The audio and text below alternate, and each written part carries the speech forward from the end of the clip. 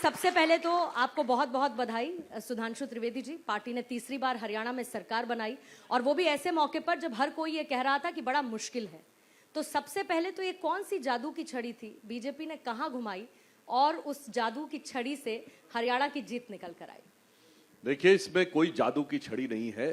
गंभीरता के साथ धरातल पे निरंतर कार्य करते रहना और जन जन की भावनाओं को समझकर मोदी जी के नेतृत्व में जिस रंग से पार्टी काम करती है। उदाहरण देखिए, एक साल पहले चुनाव हुए थे, छत्तीसगढ़ में भी माना जा रहा था कि बीजेपी गॉन केस है। मध्य प्रदेश में कांग्रेस को ऊपर माना जा रहा था, तो राजस्थान, मध्य प्रदेश, छत्तीसगढ़ में भी हमने इसी प्रकार के रिजल्ट्स दिखाए थे। और हरियाणा में भी लगभग अधिकतर सारे पोल सर्वे और सब वही मान रहे थे। तो मैं सिर्फ एक पंक्ति में कहूंगा कि जो लोग इस गलतफहमी में रहते हैं कि हालात को टफ दिखाकर और वो परिस्थितियों में भाजपा के विरुद्ध कोई निर्णय ले जा पाएंगे, मगर वो भूल जाते हैं कि हम वो लोग हैं जो वक्त के हिसाब से नहीं चलते, वक्त को बदलते हैं। कैसे? आप सोचिए, हम लोग के बचपन की बात है, तब लोग कहते थे 2 सीटों वाली पार्टी थी, लोग कहते थे मंदिर कोई मुद्दा होता है, ये आरएसएस वाले फेनेटिक होते हैं, बीजेपी वाले फेनेटिक हैं, इनको कुछ पता नहीं है। फैक्ट क्या हुआ? उस मुद्दे ने देश की धारा बदल दी। आज 2 सीटों वाली पार्टी से हम वहां तक पहुंचे। तो मैं इस परिस्थिति के लिए मोदी जी की तरफ से एक लाइन कहना चाहूंगा कि हमें इल्जाम मत दीजिए, बहुत अफसोस होता है। हमें इल्जाम मत दीजिए, बहुत अफसोस होता है। बड़ी तरकीब से कश्ती यहां तक लेके आए हैं, बदल देते हैं हम दरिया की लहरें अपनी हिम्मत से, आंधियों में भी चिराग अक्सर हमने जलाए हैं। तो आपने तीसरी बार सरकार तो बना ली, तो आपको क्या लगता है कि वो जो बड़ी बड़ी जलेबियां बनाई गई थी उनका फिर उसके बाद क्या हुआ होगा? क्योंकि तैयारी तो ऐसी थी कि बीजेपी दफ्तर भिजवाई जाएंगी और आप लोगों का जलेबियों से मुंह मीठा करवाया जाएगा। देखिए क्या था, पिछले 3-4 महीनों में इस देश ने एक अलग प्रकार का नशा देखा है, वो है 99 का नशा। जो 3rd अटेम्प्ट में 3rd डिजिट नहीं टच कर पाए, उनका खुमार देखने लायक था। मतलब ये बात मैं वैसे पार्लियामेंट में भी बोल चुका हूं, यहां पर रिपीट कर देता हूं कि हम लोगों के बचपन में, जो लोग हमारी जनरेशन के होंगे, तब रिजल्ट निकलता था तो सिर्फ अखबार में निकलता था और केवल डिवीजन आती थी, 1st, 2nd, 3rd लिखा रहता था। तो एक बच्चा था जो कि मेरिट एक्सपेक्ट कर रहा था, 1st डिवीजन आई तो उसका चेहरा खुश नहीं था, थोड़ा चेहरा डाउन था। और दूसरा जो है वो लगातार फेल हो रहा था और इस बार वो 3rd डिवीजन में पास हो गया, तो उसकी खुशी का ठिकाना नहीं था। तो दूसरे ने आके उससे पूछा, अरे भाई वो तो 1st डिवीजन आके उतना खुश नहीं जितना तुम 3rd डिवीजन में खुश हो। तो उसने कहा, अरे उसमें क्या, उनकी तो एक ही डिवीजन है ना, हमारी 1st डिवीजन विद 2 बॉडीगार्ड्स है।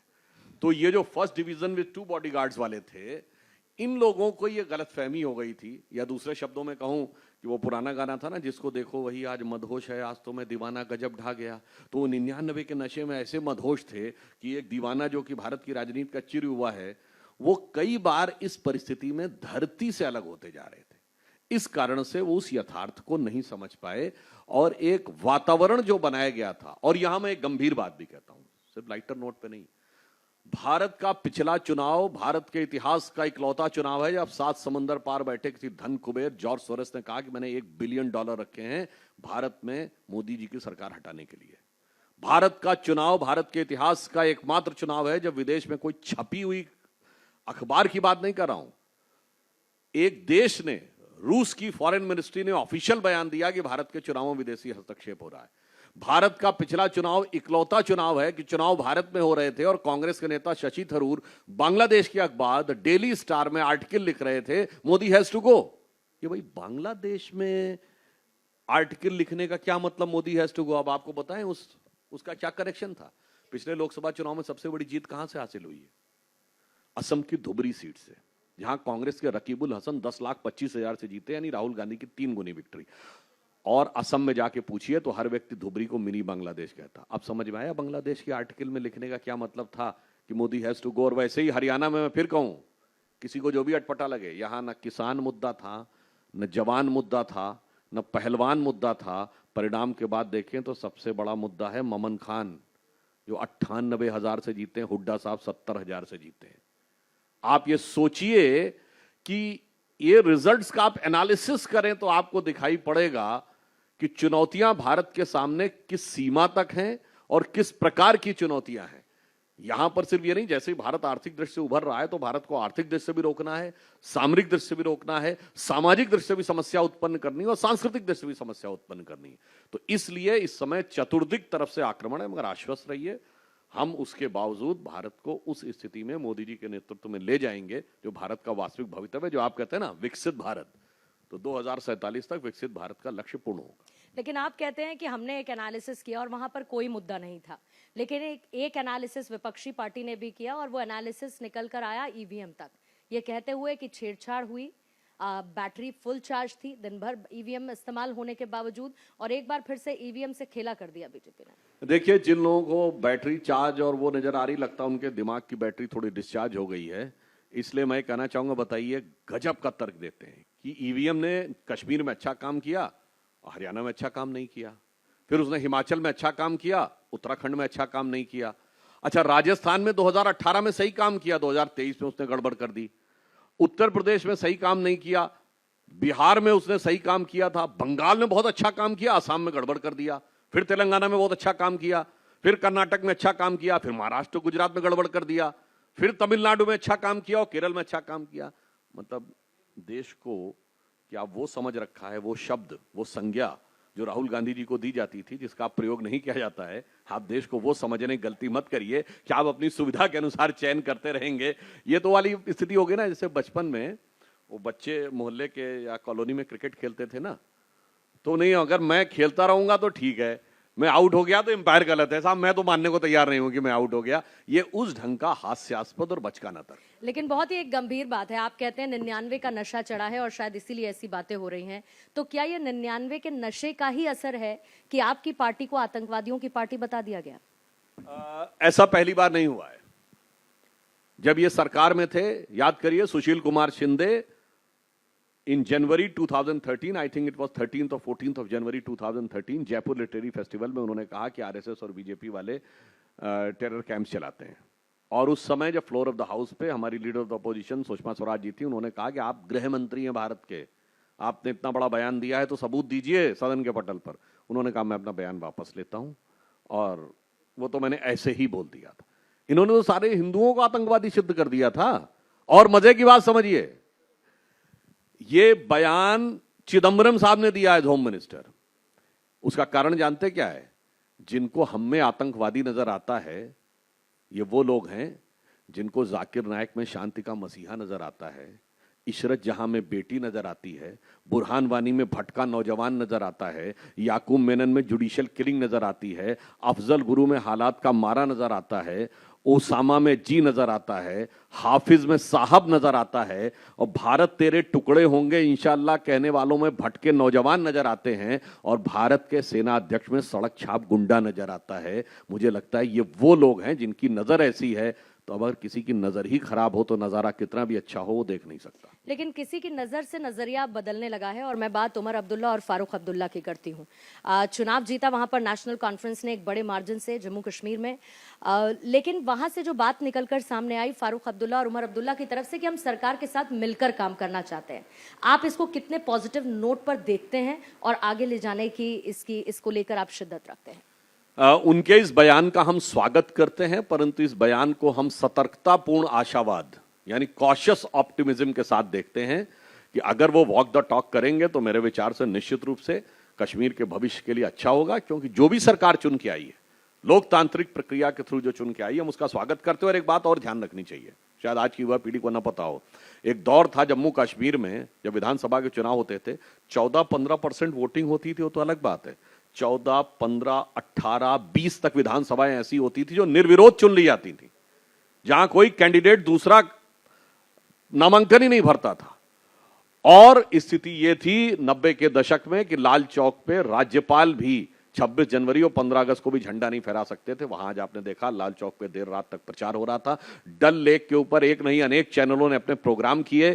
किसी जमाने में जिस घाटी में पाकिस्तान जिंदाबाद के नारे और ISIS के झंडे दिखाई पड़ते थे, वहां तिरंगे झंडे की कतार दिखी। 63% पोलिंग हुई। छम जैसे सेक्टर में 80% पोलिंग हुई। तो मैं ये कह सकता हूं कि लोकतंत्र को वास्तविक स्वरूप में जो विजय प्राप्त हुई है किसी भी पार्टी को कितनी भी सीटें मिली हो, कम से कम लोकतंत्र को ईमानदारी से जम्मू कश्मीर में स्थापित करने के लिए हर पार्टी को मोदी जी को धन्यवाद देना चाहिए। लेकिन ऐसा क्यों है कि बीजेपी पार्टी हरियाणा की जीत पर बहुत खुश नजर आती है, लेकिन जम्मू कश्मीर में मिली हार पर बहुत मायूस नहीं है? पीछे इसके पर्सपेक्टिव क्या है बीजेपी? उसका एक कारण यह है कि जम्मू कश्मीर में भी हम सबसे बड़ी party in terms of percentage of vote, Congress से हम 3 गुनी पार्टी है in terms of percentage of vote का 11 पॉइंट कुछ है, हमारा 28 पॉइंट कुछ परसेंट वोट है। और अगर आप देखें तो शुरुआती दौर में इस बार पहली बार ऐसा हुआ कि हमने घाटी में भी अपने कुछ वोट प्राप्त करने में सफलता हासिल की है। तो हम सिर्फ यह कहना चाहते हैं कि हमने जैसे पहले कहा कि हम तो वक्त के साथ बदलने में विश्वास नहीं रखते, वक्त को बदलने में विश्वास रखते हैं। और जम्मू कश्मीर तो वो इलाका है जहां पर कि ठंड ज्यादा पड़ती है, बर्फीला इलाका रहता है, तो हम तो उस चीज में विश्वास करते हैं कि न जो बर्फ की आंधियों से लड़े हैं, कभी पग न उनके शिखर पर पड़े हैं, जिन्हें लक्ष्य से कम अधिक प्यार खुद से, वही जी चुराकर तरसते खड़े हैं। तो हम वो हैं जो लक्ष्य प्राप्त करने के लिए बर्फ की आंधियों से भी आगे जाते हैं। इसलिए हमें एक सकारात्मक परिवर्तन दिखाई पड़ रहा है। यदि ट्रू डेमोक्रेसी आएगी तो आने वाले वक्त में निश्चित रूप से भारतीय जनता पार्टी और मजबूत होकर जम्मू कश्मीर में उभरेगी। आगे आपसे सवालों का जिक्र जारी रखूंगी। भारत 24 के सीईओ और editor in chief doctor Jagdish Chandra भी इस वक्त हमारे बीच में आ चुके हैं। लेकिन क्योंकि आप जम्मू कश्मीर का भी जिक्र कर रहे हैं, 370 को लेकर जब चुनावों से पहले खूब हवा बनाई जा रही थी कि हम 370 जो हटाया गया वापस ले आएंगे, जो जम्मू कश्मीर के लोग हैं उनका अधिकार उनको दिलाकर रहेंगे। लेकिन सरकार जैसे ही उमर अब्दुल्ला की बनी, उनका स्टेटमेंट आता है कि हमें यह पता है कि जिस सरकार ने 370 हटाया वो हमें वापस तो लौटाने नहीं वाला है, तो हम इंतजार करेंगे। देखिए, 360 डिग्री पहली बात तो ये कि इस प्रकार का भ्रम और मिथ्या प्रचार करना कि कोई राज्य सरकार 370 बहाल कर देगी, ये संभव ही नहीं था। दूसरा, 370 क्या था इसको आपको समझना चाहिए, एक बार पुनः रिपीट कर देना चाहिए। 1953 से पहले आपको पता है इस देश में 2 प्रधानमंत्री होते थे, जम्मू कश्मीर का अलग प्रधानमंत्री था। भारत के सुप्रीम कोर्ट, भारत के इलेक्शन कमीशन का कोई रूल वहां पर लागू नहीं होता था। और इसीलिए श्यामा प्रसाद मुखर्जी जी ने बलिदान दिया था कि एक देश में 2 विधान, 2 प्रधान, 2 निशान नहीं चलेंगे। उसके बावजूद 370, और एक और बात बता दूं, जब एनेक्सेशन हुआ है कश्मीर का 24 अक्टूबर 1947, वो हूबहू वही था जो बाकी प्रिंसली स्टेट्स का था। उसमें कोई 370-35 जैसा प्रावधान नहीं था, ये बाद में जोड़ा गया। और उसके बाद आप में से शायद बहुतों ने ध्यान न दिया हो, भी जम्मू कश्मीर के चुनाव खत्म हुए। जम्मू कश्मीर की विधानसभा कार्यकाल 6 साल होता था। भारत में सभी विधानसभाओं का कार्यकाल 5 साल है, जम्मू कश्मीर का 6 साल क्यों होता था? कभी आपने ध्यान दिया उस पर? 370 की वजह से जानते क्यों था? ऐसा है कि 370 में रूल था कि भारत की संसद कोई भी नियम पारित करेगी तो जब तक जम्मू कश्मीर की विधानसभा उसे अडॉप्ट नहीं करेगी तब तक वो संविधान संशोधन लागू नहीं होगा। 1976 में इमरजेंसी के दौरान इंदिरा गांधी ने जब 42nd कॉन्स्टिट्यूशनल अमेंडमेंट किया, उसमें लोकसभा और समस्त विधानसभाओं की एज बढ़ाकर 6 साल कर दी। जम्मू कश्मीर की असेंबली ने झट से उसको अडॉप्ट कर लिया। मगर इसी कॉन्स्टिट्यूशनल अमेंडमेंट में सेकुलर और सोशलिस्ट वर्ड किया गया, वो नहीं अडॉप्ट किया। जब मोरारजी की सरकार आई उसने उसको रिवर्ट किया और लोकसभाओं विधानसभाओं कार्यकाल दोबारा 5 साल किया। अब जम्मू कश्मीर ने उसे अडॉप्ट नहीं किया। यानी जम्मू कश्मीर की 6 साल की असेंबली थी और एकमात्र स्टेट था जो कॉन्स्टिट्यूशनली सेकुलर नहीं था अगस्त 2019 से पहले। और विडंबना देखिए, उसी को सेकुलरिज्म का प्रतीक बनाया गया था। धारा 370 यह कहती थी अगर कश्मीर की किसी लड़की ने गैर कश्मीरी से शादी कर ली, गैर कश्मीरी मतलब कोई भी गैर कश्मीरी, हिंदू मुसलमान से मतलब नहीं है, तो वो अपनी प्रॉपर्टी में राइट खो देती थी। उसको अपने पिताजी की प्रॉपर्टी में कोई राइट नहीं मिलेगा। सोचिए, ऐसे ऐसे लोग, ऐसे ऐसे रूल बनते थे। SC ST OBC को कोई रिजर्वेशन नहीं मिलता था, अलग बात है। वाल्मीकि समाज का कोई भी बेटा या बेटी अगर PhD भी कर लेगा तो सिर्फ सफाई कर्मचारी की नौकरी पाएगा। इस ढंग के विचित्र प्रावधान 370 में थे। मगर अफसोस की बात यह है कि 370 को हटाने के बाद भी लोग आज जब ये कहते हैं तो मैं उनसे पूछना चाहता हूं क्या वो सब आप वापस लाना चाहते हैं? लेकिन स्टेटहुड का इंतजार अभी भी वहां के लोगों को है। और अब तो सरकार का गठन हो चुका है, राष्ट्रपति शासन वहां से हट चुका है, शपथ ग्रहण होने वाला है। कितना इंतजार और वहां के लोगों को अब स्टेटहुड के लिए करना होगा? देखिए, धीरे धीरे स्थितियां वहां बेहतर हो रही हैं। पहले स्थितियों में नियंत्रण हुआ है। अब आप इस बार देखें तो जम्मू कश्मीर में चाहे टूरिज्म की स्थिति हो, पिछले साल 2 करोड़ टूरिस्ट गए जो कि ऑल टाइम हाई है। फॉरेन इन्वेस्टमेंट भी आया है। अब चुनाव भी हुए हैं। मेरे विचार से स्टेप बाय स्टेप हम आगे बढ़ रहे हैं, तो उचित समय के ऊपर स्टेटहुड भी बहाल होगा। जम्मू कश्मीर से आगे बढ़ती हूँ। अब इससे थोड़ी देर पहले इलेक्शन कमीशन की तरफ से प्रेस कॉन्फ्रेंस की गई और झारखंड महाराष्ट्र चुनावों की तारीखों का ऐलान किया गया। सबसे पहले आ जाती हूँ महाराष्ट्र के चुनावों पर। महायुति में सब कुछ ठीक है? अजित पवार की नाराजगी है या दूर कर ली गई? नहीं, हमारे यहाँ किसी भी प्रकार की नाराजगी नहीं है। समस्या दूसरी तरफ है। जहां उद्धव ठाकरे जी कह रहे हैं कि मुख्यमंत्री का चेहरा होना चाहिए, तो शरद पवार साहब और कांग्रेस करिए कि मुख्यमंत्री का चेहरा प्रोजेक्ट नहीं होना चाहिए। तो वहां समस्या ये है, क्योंकि वहां पर जो गठबंधन है वो विचित्रता और अंतर विरोधों से भरा हुआ गठबंधन है। मैं सिर्फ एक उदाहरण देना चाहता हूं। कभी आप कल्पना कर सकते हैं, इवन हमारी जनरेशन के जो लोग होंगे, जो हमसे सीनियर है, उन्हें याद होगा बाला साहब ठाकरे जी कांग्रेस के बारे में क्या विचार रखते थे। आज एक शिव सैनिक से पूछिए, जब उसे कांग्रेस के साथ काम करना पड़ता होगा, उसे कैसा लगता होगा। और दूसरा मैं पूछना चाहता हूं, राजनीति में सिद्धांतों को तिलांजलि क्या दी जाती है? आज एनसीपी का नाम क्या है? नेशनलिस्ट कांग्रेस पार्टी। शरद पवार जी इसके अध्यक्ष हैं। ये क्यों बनी थी? 1998 में बनी थी। सोनिया गांधी जी के विदेशी मूल के मुद्दे पे अलग हो गए थे कांग्रेस से।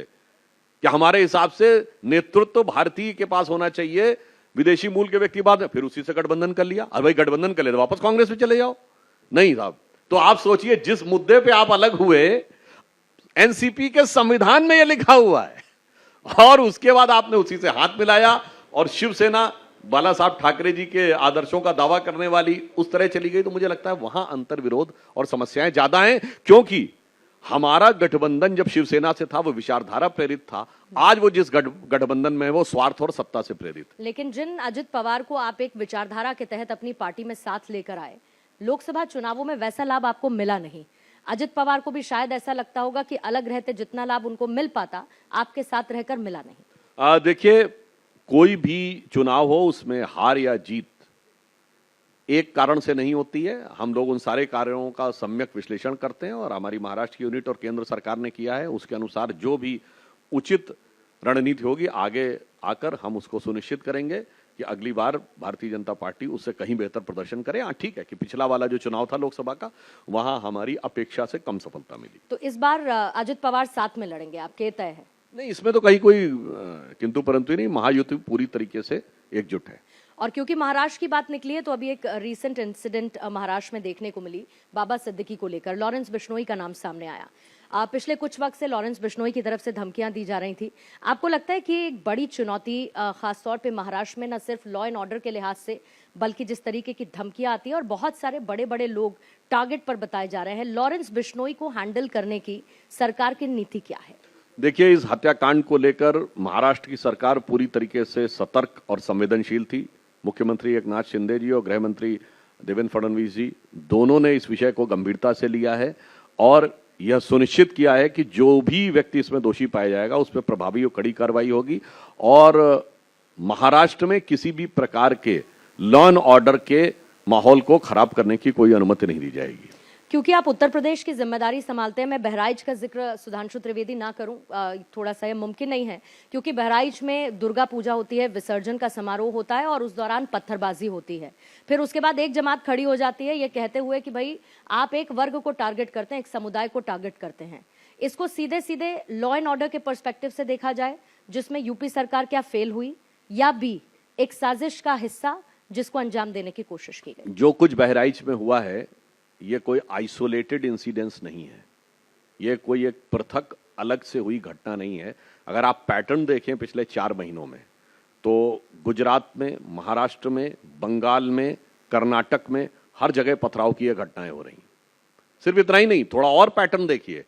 कहीं ट्रेन की पटरियां उखाड़ने का प्रयास, तो कहीं ट्रेन के पटरी के ऊपर सिलेंडर रखने का प्रयास, तो कहीं पर धमकी वाले होएक्स कॉल। कल ही एक घटना हुई ना, जिसमें मुंबई से जा रही फ्लाइट में एक मैसेज आया कि इसमें बम हो सकता है, फिर डाइवर्ट करके उसको दिल्ली में उतारा गया। आप याद करिए, चुनाव के दौरान दिल्ली के स्कूलों में मैसेज आ गया था कि वहां पे कोई बम हो सकता है, जिसमें दिल्ली के स्कूल खाली कराए गए। जरा गौर से सोचिए कि अचानक पिछले 4 महीनों में इस तरह की घटनाओं में बढ़ोतरी क्यों हुई है? किसी की तो ताकत बढ़ी है। जिनकी ताकत बढ़ी है वो उनके सर पर वो चढ़ी है, और इसलिए उससे कौन व्यक्ति अपने को इंपावर्ड महसूस कर रहा है, इसको देखने की आवश्यकता है। और मैं बिल्कुल विश्वास से कहता हूं, यदि हम लोगों की सरकार नहीं होती तो वो ताकतें इस देश को उस मुकाम पे ले जा सकती थी जो 2014 से पहले का मुकाम था। 2014 से पहले का इस देश का क्या मुकाम था? कौन सा ऐसा शहर था जहां धमाके नहीं होते? दिल्ली, मुंबई, गुवाहाटी, जयपुर, नागपुर, लखनऊ, फैजाबाद, वाराणसी, चंडीगढ़, हैदराबाद, चेन्नई, बेंगलोर, बताइए कौन सा ऐसा जगह था जहां धमाके नहीं होते थे? चलती ट्रेन में धमाका होता था, चलती बस में धमाका होता था, रेलवे स्टेशन, बस अड्डे, पार्क पे लिखा रहता था कोई चीज छूना नहीं, संदिग्ध है, इस पे विस्फोट हो सकता है। उस मुकाम तक और उन धमाकों के बाद सरकार जाकर संधि पत्र पे हस्ताक्षर करती थी कि शांति वार्ता प्रभावित ही नहीं होगी आतंकवाद की कार्रवाई से। और अब स्थिति यह है कि ये धमाके भी रुके हैं, अब केवल जम्मू कश्मीर के 4 जिलों तक सीमित हो गए हैं। और अब हमारी सरकार का कहना है शांति वार्ता ही नहीं होगी जब तक आतंकवाद समाप्त नहीं होगा। और पिछले 10 साल भारत के इतिहास के इकलौते 10 साल हैं जब भारत ने पाकिस्तान से कोई ऑफिशियल बायलैटरल डायलॉग नहीं किया है। और बालाकोट के बाद पिछले 5 साल हैं जब हमने अपना हाई कमिश्नर भी विड्रॉ कर रखा है। अच्छा, कोई कहेगा कि साहब अगर आपने कर लिया तो कौन सा तीर मार दिया? तो तीर जानते क्या मारा है? आप याद करिए, कुछ साल पहले पाकिस्तान के नेशनल असेंबली में वहां के एक मेंबर ऑफ पार्लियामेंट, उस समय के फॉरेन मिनिस्टर शाह महमूद कुरैशी साहब को कोट करते हुए बोल रहे थे कि शाह महमूद कुरैशी साहब बैठे थे, पाकिस्तान के आर्मी चीफ आए, उनके पांव कांप रहे थे और उन्होंने कहा कि खुदा का वास्ता है अभिनंदन को वापस कर दो वरना शाम तक इंडिया अटैक कर देगा। मुझे लगता है ये मुकाम तो 1971 में भी सुनने को नहीं मिला था। तो इसलिए हमने विदेश नीति में एक अलग नीति अडॉप्ट की है। क्या अडॉप्ट की है? अटल जी ने कहा था हम दोस्त बदल सकते हैं, पड़ोसी नहीं बदल सकते।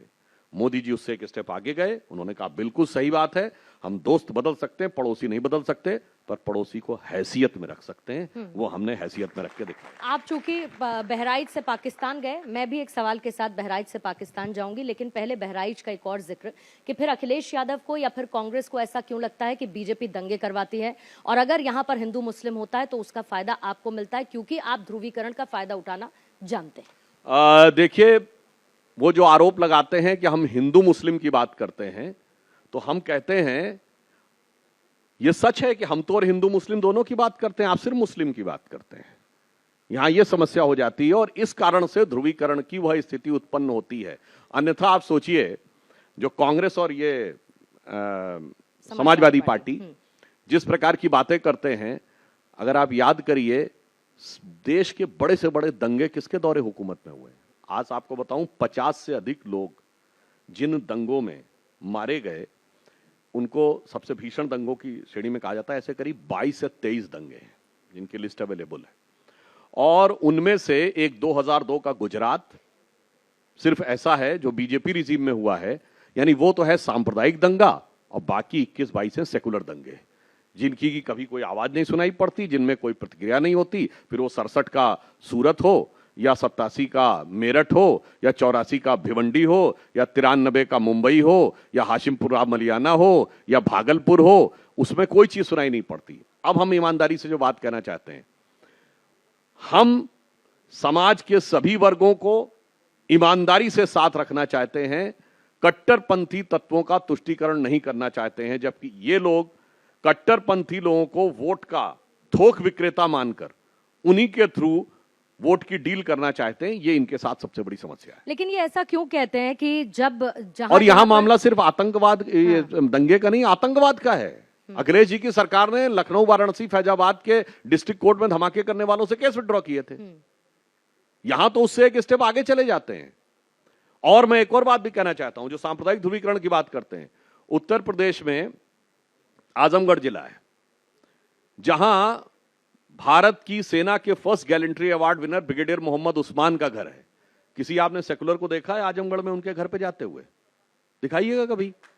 मगर वो जाते हैं आजमगढ़ में आतंकवाद के आरोपियों के। बताइए कभी उस्ताद बिस्मिल्लाह खां के घर पे गए हो? उस्ताद बिस्मिल्लाह खां ने पहली शहनाई बजाई थी 15 अगस्त 47 को। उन्हें भारत रत्न मिलता है 2001 में अटल जी की सरकार में। वीर अब्दुल हमीद की शहादत की 50वीं वर्षगांठ 2015 मोदी जी उनकी पत्नी और परिवार को बुला के सम्मानित करते हैं। इनमें से कोई गया?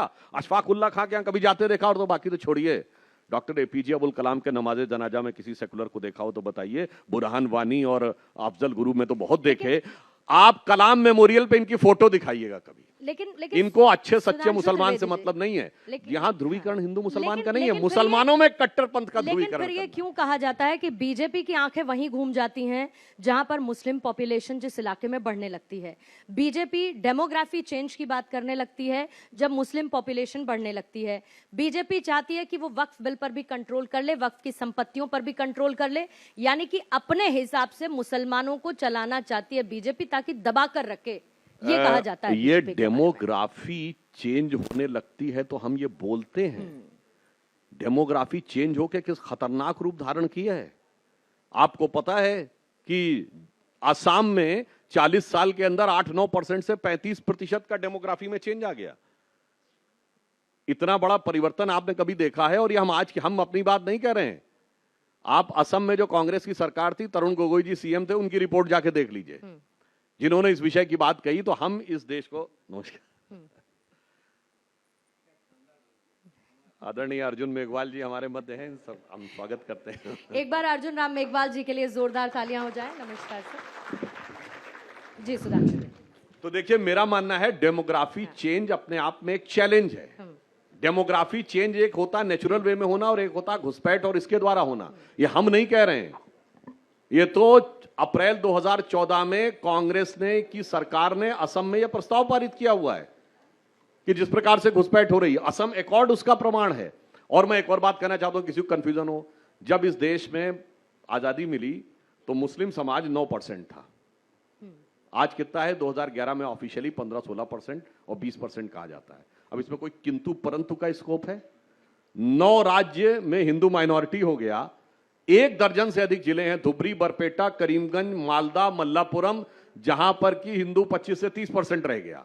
उसके बावजूद किसी को नजर ना आता हो तो मुझे लगता है उसे अपनी आंखें खोलनी चाहिए और इस हकीकत को देखना चाहिए। यहां मैं एक और बात कहता हूं, माइनॉरिटी की बात होती है तो सिर्फ एक ही माइनॉरिटी की क्यों बात होती है जो प्रचंड मेजॉरिटी है माइनॉरिटी में?